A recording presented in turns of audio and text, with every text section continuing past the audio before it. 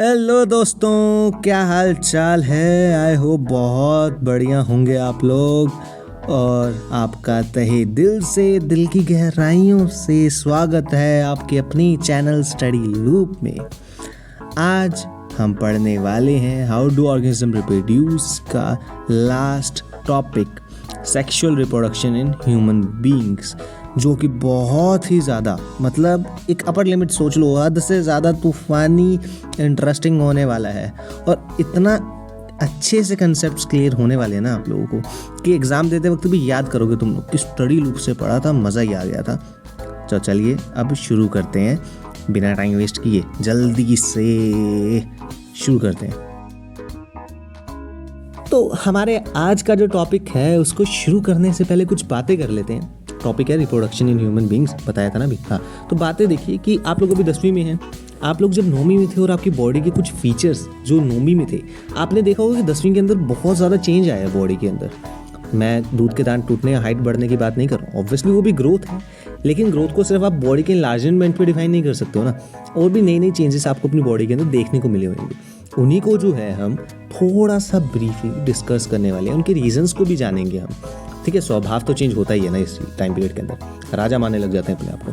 तो उसके अलावा जो कॉमन चेंजेस देखने को मिलते हैं लड़का और लड़की दोनों के अंदर, क्या होते हैं कि आपके जो है बॉडी के कुछ पार्ट्स के अंदर ना हेयर्स उगना शुरू हो जाता है। जैसे आर्मपिट्स हो गए, प्यूबिक रीजन हो गया, यहाँ पे हेयर की ग्रोथ आपको देखने को मिलती है। दूसरा क्या होता है इसके अंदर चेंज कि जो हेयर्स हैं आपके बाजुओं पे, लेग्स पे, आपके फेस के ऊपर भी ग्रो होना शुरू हो जाते हैं, बहुत थिन हेयर्स। और सबसे बड़ा सरदर्द टीनेजर्स का, स्किन इतनी ऑयली हो जाती है कि तड़का ही लगा लो। और पिंपल्स, हाय राम, पिंपल्स भी उग जाते हैं। और हम अपनी बॉडी को लेके और ज़्यादा कॉन्शियस हो जाते हैं, मतलब घंटों घंटे मिरर के आगे खड़े रह सकते हैं, हम अपने आप को निहार सकते हैं, इतना कॉन्शियस हो जाते हैं अपनी बॉडी को लेके। ये तो हो गई कॉमन चेंजेस की बात, जो लड़का और लड़की दोनों के अंदर आपको देखने को मिलेंगे ही मिलेंगे। इसके अलावा क्या होते हैं कुछ चेंजेस जो पर्टिकुलरली लड़की या पर्टिकुलरली लड़के के अंदर देखने को मिलेंगे।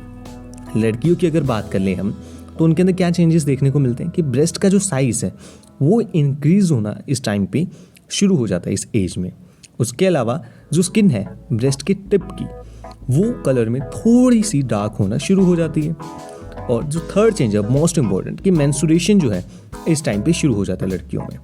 लड़कों की बात करें, स्वभाव के अलावा लड़कों के अंदर जो है हेयर्स की ग्रोथ देखने को मिलती है फेस के ऊपर। पेनिस जो है वो एनलार्ज होना शुरू हो जाता है, इरेक्ट होना शुरू हो जाता है। तो ये जितने भी मैंने आपको भी चेंजेस बनाए हैं ना, ये एक दिन का काम नहीं होता, ये सारे बहुत धीरे धीरे होते हैं। ऐसे नहीं कि एक रात में हो गया, एक साल के अंदर हो गए, महीने के अंदर हो गए। और सबके अंदर सेम चेंजेस भी नहीं देखने को मिलेंगे, और सेम एज के अंदर भी आपको देखने को नहीं मिलेंगे। हर किसी के अंदर अलग अलग एज पे होते हैं, लेकिन ओवरऑल टाइम पीरियड यही होता है टीनेज का। ओके, सो अब आगे समझते हैं इसको कि हर किसी के लिए जो है ये डिफरेंसेस, ये जो चेंजेस आते हैं वो भी अलग होते हैं। नाक का शेप हो गया, साइज हो गया, ब्रेस्ट का, पीनिस का शेप हो गया, वो सब के अंदर अलग होता है। कोई भी सिमिलैरिटी नहीं देखने को मिलेगी आपको बहुत ज़्यादा। इतना क्लियर हो ही गया होगा, आगे चलते हैं। चलो, सवाल है कि ये जो मैच्योरिटी से आने लग जाती है सेक्सुअल बॉडी के अंदर, और ये जो इतने सारे चेंजेस आने लगते हैं, ये सारे इसी एज के अंदर क्यों होते हैं? या तो पैदा होते ही हो जाते हैं या कुछ टाइम बाद हो जाते हैं, पर्टिकुलरली इसी एज में ही क्यों? क्योंकि देखो, मैंने बताया था कि मल्टी सेलुलर ऑर्गेनिजम्स जो है उनके अंदर रिप्रोडक्शन ईजी नहीं होता ना, स्पेशलाइज सेल होते हैं। तो ये जो स्पेशलाइज सेल होते हैं मल्टी सेलुलर ऑर्गेनिज्म के अंदर, ये जो है इसी टाइम पीरियड के अंदर इनकी ग्रोथ होना शुरू होती है, तब ये सारे चेंजेस देखने को मिलते हैं। और ये जो इनका ग्रोथ का प्रोसेस है बहुत ज़्यादा स्लो होता है, तभी पैदा होने से लेके इस टाइम तक कितना टाइम लग जाता है। और इस टाइम पीरियड को जब ये चेंजेस हो रहे होते हैं बॉडी के अंदर, हम कहते हैं प्यूबर्टी। इतना क्लियर? अब चलो और आगे चलते हैं। अब ये है कि ये सारे के सारे जो चेंजेस हैं वो रिप्रोडक्शन से कैसे रिलेट करते हैं, कि हम इन चेंजेस के बारे में क्यों पढ़ रहे हैं। पता है ना, हो गए, चेंज हो गए, इतना हल्ला पानी की क्या जरूरत है, रिप्रोडक्शन पढ़ाओ। अब देखो, सेक्सुअल मोड ऑफ रिप्रोडक्शन जो है ना, वो जो है जर्म सेल्स जब तक उसके अंदर दो इंडिविजुअल्स के आपस में मिलते नहीं हैं तब तक पॉसिबल नहीं हो सकता। इतना तो समझ है ही है तुम लोगों को, पहले भी लेक्चर्स में पढ़ाई है तुमने, है ना। तो प्यूबर्टी जो है वो एक सिग्नल है कि आपकी जो बॉडी है वो सेक्सुअल मैच्योरिटी जो है उसके अंदर होना शुरू हो चुकी है, वो अब जर्म सेल्स को जनरेट करना शुरू कर चुकी है। सेक्सुअल मैच्योरिटी से मतलब है कि सेक्सुअल ऑर्गन्स जो हैं, जो जर्म सेल्स के ट्रांसफ़र के लिए काफ़ी ज़्यादा ज़रूरी हैं, स्पेशलाइज्ड सेक्सुअल ऑर्गन्स कह लो, वो ग्रो होना शुरू हो चुके हैं। और ह्यूमंस ले लो या मैमल्स ले लो आप, अब उनके अंदर क्या होता है कि बेबी जो होता है ना, वो माँ की बॉडी के अंदर रहता है बहुत लंबे पीरियड के लिए, तो उसको भी जो है मैच्योर होने का टाइम मिलना चाहिए, और इस टाइम पीरियड तक ऑलमोस्ट इनफ मैच्योर हो जाती है बॉडी इस बेबी को एकोमोडेट करने के लिए, इतनी बड़ी जिम्मेदारी उठाने के लिए। इतना क्लियर? आगे और समझते हैं अब हम मेल रिप्रोडक्टिव पार्ट को समझते हैं। मेल रिप्रोडक्टिव ऑर्गन्स जो होते हैं, सिस्टम जो होता है पूरा का पूरा, उसको अब हम समझते हैं। तो ये दो हिस्सों में बटा हुआ है। पहला जो जर्म सेल्स को प्रोड्यूस करता है, दूसरा जो जर्म सेल्स को ट्रांसफ़र करता है फीमेल गैमेट्स से मिलने के लिए। जो प्रोड्यूस करता है उसके अंदर सबसे पहले हमारे पास आते हैं टेस्टिस। अब ये जो टेस्टिस होते हैं, ये जो है बॉडी के आउटसाइड स्क्रोटम में लोकेटेड होते हैं। आउटसाइड क्यों होते हैं भाई, अंदर रख लेते हैं। आउटसाइड इसलिए होते हैं क्योंकि जो स्पर्म का फॉर्मेशन वो सिर्फ लो टेम्परेचर पे होता है, नॉर्मल बॉडी से लो टेम्परेचर चाहिए होता है। और ये जो टेस्टिस हैं, ये टेस्टोस्टेरोन को भी बनाते हैं। जो जितने भी चेंजेस देख पड़े हैं ना हमने अपनी बॉडी में भी, प्यूबर्टी में आते हैं, उन सब चेंजेस के लिए टेस्टोस्टेरोन ही जो है रिस्पॉन्सिबल होते हैं, हार्मोन होते हैं एक तरह के। और ट्रांसफ़र की बात करें तो सबसे पहले आता है वास डिफरेंस। ये जो वास डिफरेंस होता है, ये जाके जुड़ता है ट्यूब के जरिए यूरिनरी ब्लेडर से, और यूरिनरी ब्लेडर मिलता है जाके यूरेथ्रा से। हमने नौवीं में ही पढ़ लिया था। तो कह सकते हैं कि यूरेथ्रा जो है कॉमन पैसेज है स्पर्म और यूरिन दोनों के लिए ही। इतना समझ आया? और ये जो वास्ट डिफरेंस है, इसके अंदर कई और ग्लैंड जैसे प्रोस्टेट ग्लैंड हो गया, सेमिनल वेसिकल हो गया, अपनी सिक्रीशन डालते हैं। क्यों डालते हैं? ताकि स्पर्म्स जो है वो और ज़्यादा फ्लूइड बन सके और उनका ट्रांसफ़र जो है वो ईजी हो सके। स्पर्म क्या होते हैं? अरे यार, वो एक सेल होते हैं जो जेनेटिक मटेरियल को कैरी करके ट्रांसफ़र करते हैं, मतलब एग्स की फर्टिलाइजेशन में भी वो हेल्प करते हैं। याद रखना इसको भी। अब हम समझते हैं फीमेल रिप्रोडक्टिव सिस्टम के बारे में। इसको थोड़ा ध्यान से समझना, इसके अंदर हम बाकी का पूरा रिप्रोडक्शन का प्रोसेस भी समझेंगे। कुछ समझने वाली बातें हैं कि फीमेल जर्म सेल्स जो हैं वो बनते हैं ओवेरीज के अंदर, और जैसे ही एक गर्ल चाइल्ड का जन्म होता है तब ही ओवरी के अंदर ऑलरेडी हज़ारों जो हैं इमेच्योर एग्स प्रेजेंट होते हैं। और जैसे ही वो प्यूबर्टी को रीच करती है, ये सेल्स जो हैं कुछ इनमें से जो है मैच्योर होना शुरू हो जाते हैं, और एक एग हर महीने एक ओवेरी जो है प्रोड्यूस करती है। इतना समझ आ गया? अब ये जो ओवेरीज हैं ये जुड़ती हैं फैलोपियन ट्यूब से, जो एग्स को जो है ओवेरी से लेके वूम्ब तक लेके जाता है। फैलोपियन ट्यूब जुड़ती है यूट्रस से। अब ये जो यूट्रस होता है ये ओपन होता है वजाइना में सर्विक्स की मदद से। अब ये तो समझ लिया हमने, इनके जो मेन रिप्रोडक्टिव ऑर्गन्स कह लो वो होते हैं, ठीक है ना। अब पूरा का पूरा रिप्रोडक्शन का प्रोसेस क्या होता है, ठीक है, कि मेल की बॉडी से लेके फीमेल तक जाने तक। अब उसको थोड़ा सा ब्रीफली हम समझेंगे।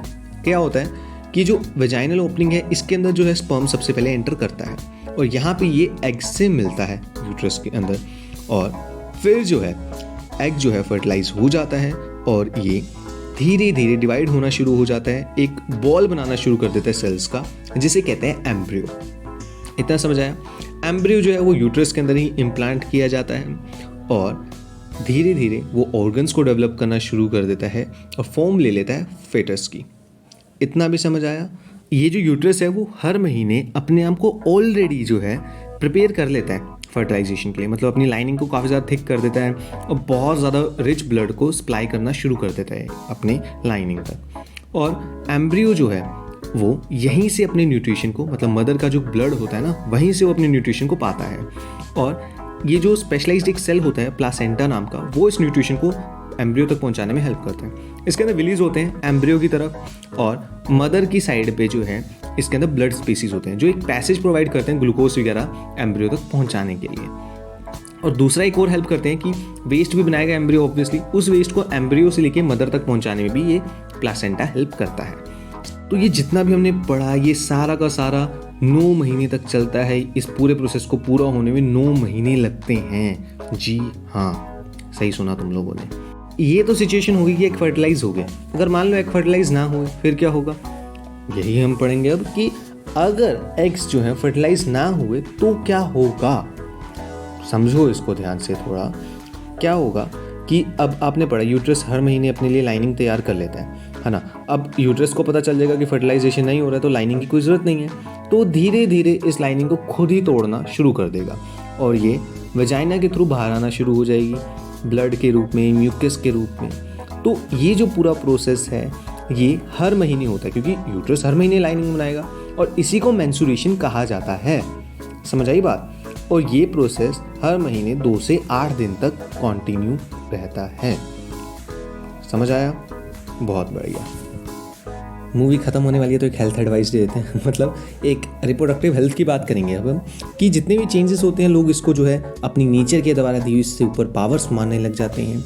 लेकिन समझना होगा कि बॉडी अभी भी हमारी ग्रो हो रही है। सेक्सुअल मैच्योरिटी आ चुकी है प्यूबर्टी में, लेकिन इसका मतलब ये नहीं है कि आपकी बॉडी और आपका माइंड पूरी तरह से रेडी है सेक्सुअल एक्ट्स के लिए। क्योंकि ये जो सेक्सुअल एक्ट है ये एक बहुत बड़ी रिस्पॉन्सिबिलिटी होती है। तो सर हमें कैसे पता चलेगा कि हम इस रिस्पॉन्सिबिलिटी के लिए तैयार हो चुके हैं? अब देखिए, कई बार क्या दिखा जाता है कि प्रेशर आता है फ्रेंड्स की तरफ से, संगत काम खराब कर जाती है। कई बार फैमिलीज़ की तरफ से प्रेशर आता है कि मतलब जल्दी से जल्दी शादी करो, बच्चे करो, वगैरह वगैरह। लेकिन इन सब डिसीजन लेने से पहले आपको कुछ बातें समझनी चाहिए। ये जो रिप्रोडक्शन का प्रोसेस है ह्यूमंस के, इसके अंदर बॉडी बहुत इंटीमेट कॉन्टैक्ट में आ जाती है, तो वायरसेस वगैरह फैलेंगे ही फैलेंगे। तो एक होती है जैसे गनोरिया नाम की बीमारी, दूसरी होती है सिफिलिस। अगर वर्स्ट केस है तो HIV एड्स तक हो सकता है। अब उसमें क्या होता है कि आपकी बॉडी का जो इम्यून सिस्टम है पूरी तरह से तबाह हो जाता है और इंसान धीरे धीरे इन्फेक्शन की वजह से मर जाता है। और वर्स्ट केस इसलिए क्योंकि आज तक इस दुनिया में इसका कोई इलाज नहीं है। अब दूसरी बात कि जो रिप्रोडक्शन का प्रोसेस है ऑब्वियसली इसके अंदर हाई पोटेंशियल होता है प्रेगनेंसी का, तो उसको जो है हम किस तरह से डील कर सकते हैं। तो अब हम समझेंगे मेथड्स टू प्रिवेंट प्रेगनेंसी। अब क्या क्या मेथड्स हैं? देखो, सबसे पहला तो आ जाता है आपका मेथड जो है कॉन्डम्स का। अब इसके अंदर क्या होता है, जस्ट एक इलास्टिक टाइप होता है कवरिंग ये पेनिस के लिए, तो इससे जो स्पर्म है वो वजाइना के अंदर एंटर नहीं कर पाता है। ये हो गया। और दूसरा ये STD से भी बचा लेता है काफ़ी हद तक। अलग हो गया आपका ओरल कॉन्ट्रासेप्टिव पिल्स, जो हार्मोनल बैलेंस को चेंज कर देती हैं आपकी और फर्टिलाइजेशन नहीं हो पाती जिस वजह से। ऑब्वियसली इसके बहुत साइड इफ़ेक्ट्स होते हैं, तो रिस्की है ये चीज़। नेक्स्ट होता है आपका सर्जिकल मेथड्स होते हैं कुछ। सर्जिकल मेथड्स क्या हो गए कि पहला होता है आपका वेसिक्टोमी।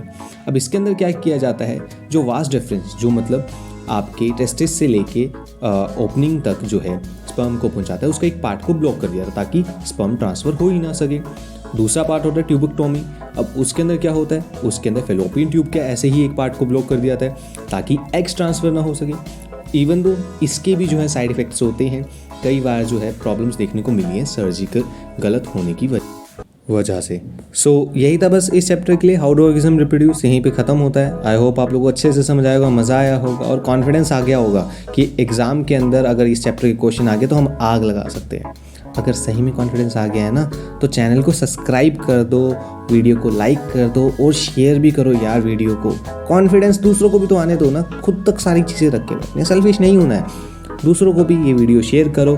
कोई भी सजेशन हो, डाउट हो, मेरे को कमेंट कर दो, इंस्टा पे DM कर दो, ईमेल कर दो, टेलीग्राम पे भेज दो। हर चीज़ का लिंक आपको डिस्क्रिप्शन में मिल जाएगा। और मन लगा के पढ़ाई करो, रिवाइज करते रहो।